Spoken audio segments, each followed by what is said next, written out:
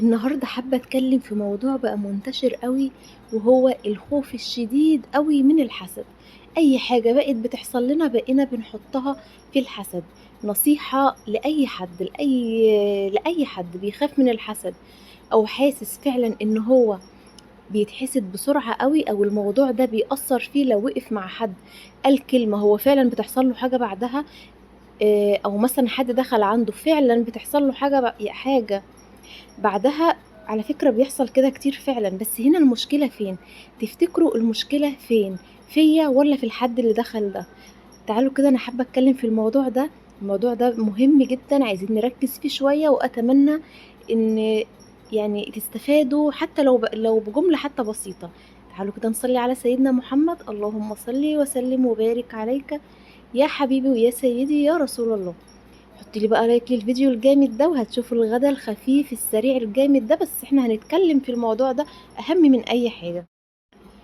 زمان كده وانا في اول بداية حياتي كانت بتحصل حاجات غريبة كده، وده بيحصل اصلا على طول، على مدار طول ما احنا عايشين هيحصل حاجات حلوة وحاجات تضايق وحاجات مش حلوة، هيحصل حاجات كتيرة. لان هي الدنيا كده طالع نازل، ولا هتفضلي كده على طول ولا هتفضلي كده على طول. بس الصح ان احنا يوم ما ننزل نفهم احنا نزلنا ليه، عشان خاطر ما نستمرش في النزول كتير، لان دي مشكلة فعلا بنقع فيها واحنا مش حاسين. تمام، تعالوا كده هكمل لكم الحكاية. اي حاجة كانت بتحصل يجيني كده اي حد اكبر مني يقول لي لا دي اكيد عين، دي اكيد عين، ما هو الموضوع مش طبيعي اكيد. حسد، عين، اي حاجة كانت اكتر كلمة بسمعها في حياتي. لا دي اكيد عين. بقيت من غير ما احس عندي شماعة بعلق عليها اي حاجة واريح دماغي. هو ده الكلمة، العين مش اكتر من شماعة، ده عين، ده حسد. صدقوني مش اكتر من شماعة بنعلق عليها غلطنا، مش اكتر.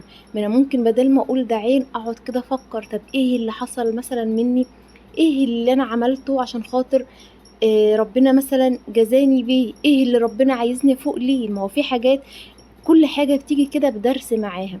يعني سواء تعب سواء حلوة صدقيني أو وحشة، بتكون جاية برسالة معاها. لو ما فهمتش الرسالة دي هتفضل تتكرر معاكي كل شوية. طبعا مش ناسية ان الحسد مذكور في القرآن، يعني مذكور ربنا ذكره، وربنا ذكر الحسد وذكر لنا معاه ايه حلوله. يعني هو ليه حلول. طب انتي دلوقتي عملتي بتصلي، بتتوضي كويس، بتصلي، بتقولي الاذكار، يعني بتقولي كل التحصينات اللي ربنا وصانا بيها، واللي كمان سيدنا محمد وصانا بيها.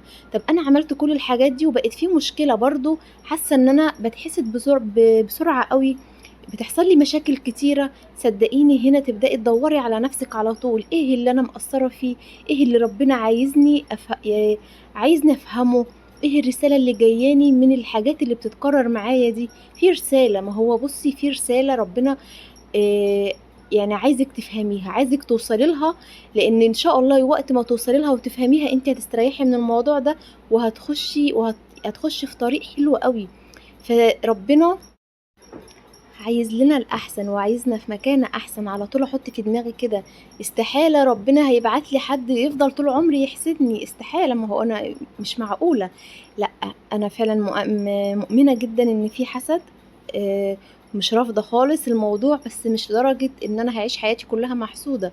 ما هو أنتي مثلا عملتي التحصينات اللي ربنا قال عليها، والمشكلة دايما او على طول بيتكرر لك مشاكل وبيحصل مشاكل كتيرة. طب هنا المشكلة فين؟ ما هو ربنا حق نزل لنا نزل الحسد، وده ابتلاء على فكرة، ونزل معاه الحل على طول. فعلى طول مفيش ظلم يا جماعة، ربنا مش بيظلمنا، على طول مدينا حلول، وعلى طول مدينا سكك نمشي فيها. فعلى طول بقى احنا نعمل ايه؟ نحاول نكسر الشماعة دي. انا هاخد بالاسباب زي ما ربنا قال لي، حاسه بكده، وما اقعدش اتكلم في الموضوع ده مع حد. يعني لما بنلاقي حد بيخاف من الحسد قوي، على فكرة هو مش بيبقى باين عليه، بس بتلاقي الناس خايفة تخش عنده، بيبقوا واقفين معاه عاملين للكلمة حساب قوي. يعني انتوا فاهمين؟ واكيد على فكرة الاشخاص دي احنا يعني شفناها كتير في حياتنا. البني ادم اللي بيخاف من الحسد فعلا الناس بتعمل يعني بتفكر 1000 مرة قبل ما تتكلم معاه. فده بيكون ارهاق فعلا. طب وانا هتعب نفسي ليه؟ ما انا اخفف معاه الكلام واريح دماغي، ما اخشش عنده اصلا واريح دماغي. طب انتي بتقطعي نفسك ليه؟ هو ربنا يعني خدي بالاسباب، وربنا ان شاء الله هيحفظك، ومفيش اي حاجة بتزيد عن حدها بتتقلب ضدها. طيب من بدري أوي ومن زمان أوي الحمد لله على بجد على النعمة دي، إيه اللي خلّاني قدرت أكسّر الشماعة دي بكل قوة وأنسفها من حياتي تمامًا، ومش كل حاجة تحصل لي أقعد أعلّقها على اللي حواليّا. إيه اللي خلّاني عملت كده؟ سمعت دكتور من بدري أوي بيتكلم عن حتّة الحسد دي، بيقول لِك مجرّد ما أنتِ بتحطّي في دماغِك القناعة بتاعة إن الشخص اللي قدّامِك ده أو حُكم بتحطّي في دماغِك قناعة إن الشخص ده هيحسدني، فجزاء من ربنا هتتحسدي فعلًا، هتتأثّري بأي حاجة، هيحصل لِك أي حاجة. أنا حاطة في دماغي إن لأ استحالة الموضوع ده هيعدّي على خير، لازمًا هتحصل حاجة. ودي فكرة في عقولنا من بدري أوي، لمّا حد بيكون عنده مناسبة والّا حاجة بتسمعي ربنا بيبقى قاعد خايف، هو مش مستمتع بالفرح ولا مستمتع بالمناسبة، هو قاعد خايف وحاسس من جواه إن هيحصل حاجة. ودي فكرة شيطانية فعلًا بتفسد علينا الفرحة والمناسبة اللي إحنا فيها. أيًا اشتريتِ حاجة فبتكوني خايفة، أي حاجة، أي حاجة، ودي فعلًا بتكون فكرة في عقول ناس كتيرة أوي.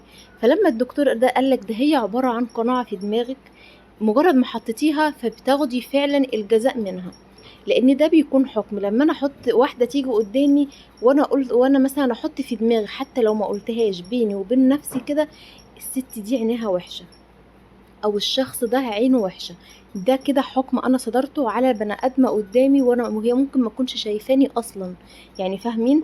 ولو شايفاني ولو هي فعلًا كده، بس أنا برضه ما ينفعش أحكم وأحط حكم في دماغي على أي حد. مجرد الحكم ده هنا الخطورة، فأنا باستحق الحكم اللي أنا حطيته. حطيت لأ ده لأ ما فيش الكلام اللي في دماغي ده، وما فيش الست دي كويسة ومش باصة لي في حاجة والكلام ده، فهاخد صدقوني من ربنا جزاء النية اللي حطيتيها. يعني بكل بساطة حطيتي من جواكي نية حلوة هتاخدي جزائها حلو، حطيتي من جواكي نية وحشة هتاخدي جزائها الله بقى وأعلم ايه المشكلة اللي هتحصل لك. بس ما تحطيش في دماغك، نضفي كده الفكرة دي من جواكي، اقعدي كده وقولي لأ أنا هاخد بالأسباب اللي ربنا قال لي عليها وبالتحصينات، لأن الحسد مذكور في القرآن. وفي ناحية تانية أنا مش هاحكم على حد ومش هاظلم حد ومش هاقول على حد أي كلمة جوايا قبل من برّه، لإن الموضوع مشكلته إن هو بيكون في عقولنا وفي دماغنا محفور، إن البني آدم ده حسود أو إن أنا على طول محسودة. مجرد ما أنتِ بتحطي في دماغِك الأفكار دي فأنتِ بتاخدي جزائها على طول. ما تحكميش، ما تظنيش، ما تعمليش أي حاجة عن تجربة. اسمعوا كلامي هتلاقوا الموضوع خَف جدًا في حياتكم.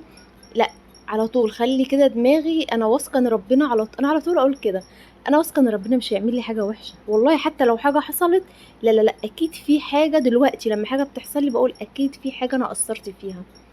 خلّيتِ الشماعة تفيدني بدل ما كانت ضرّاني وكانت منيّماني وأنا مش حاسة. ما هو أنا مثلًا دلوقتي حصلت لي حاجة، لأ ده حد حسدني أكيد، فأنا كده ولا اشتغلت على نفسي ولا فُقت ولا عملت ولا تُبت ولا عملت أي حاجة. إنما مثلًا لأ، أصل أكيد عشان خاطر أنا مثلًا عملت حاجة، قصّرت في أي حاجة تخطر على بالكم. هو ربنا كل حاجة جاية لكم برسالة معاها، فافهمي الرسالة. يا إما هتتكرر معاكِ الحاجة دي كل شوية، تلاقي كل شوية عمّالة تخشي في خبطات، تخشي في صدمات، بتتكرر معاكِ مشاكل كتيرة وأنتِ عمّالة تعلّقيها. ربنا عمّال يبعت لِك رسايل عشان عايزِك تفوقي، عشان عايزِك تستغفري، عشان عايزِك تعملي حاجات حلوة وتفوقي بقى لدنيتِك.